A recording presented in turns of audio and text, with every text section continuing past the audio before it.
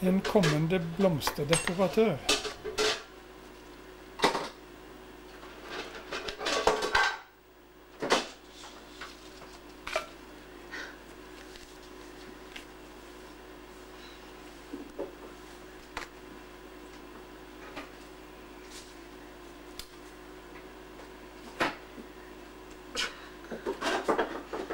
Det var bra du ikke så på noen.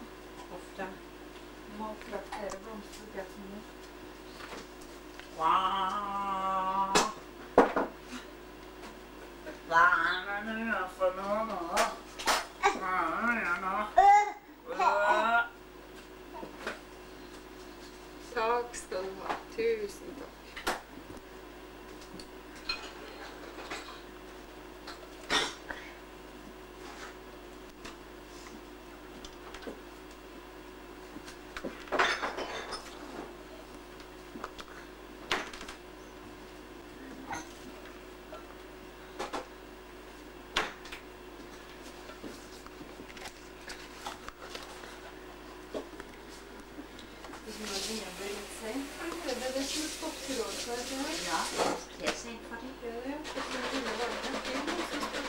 Det var ikke det hos deg heller. Jeg tror de må ha fått, de skal vel ha kanskje litt mye gjødsel og sånn at de har fått lite av et eller annet.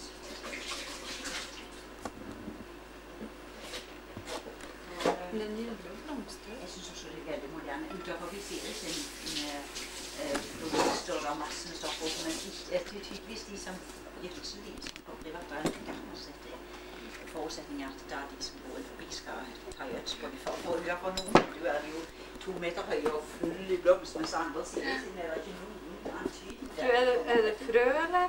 Nei, du setter planter. Og det er planter? Du har frø som du setter. Og så er det 2 stykker ut på den siden også. Og så er der nede veldig få ekvikker.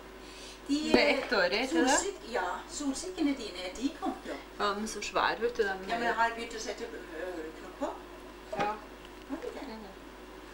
Men de kveler nok litt av resten av bildet, han har sagt. Du kan bare pakke ut de nede.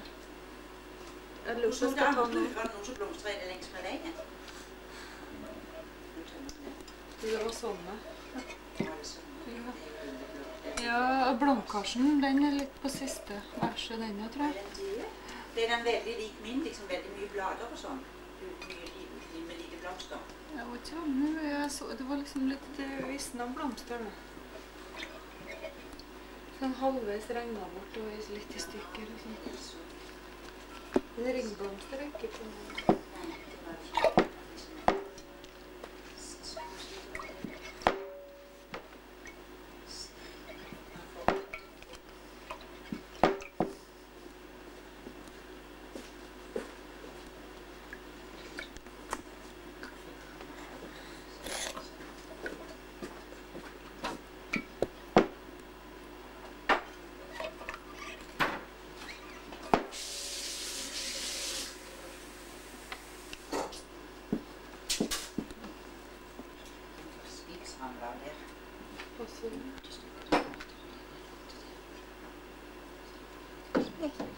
Nå begynner han å vaske vinduene også.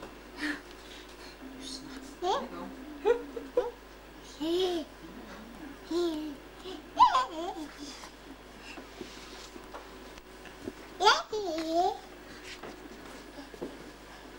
Hold på det meste.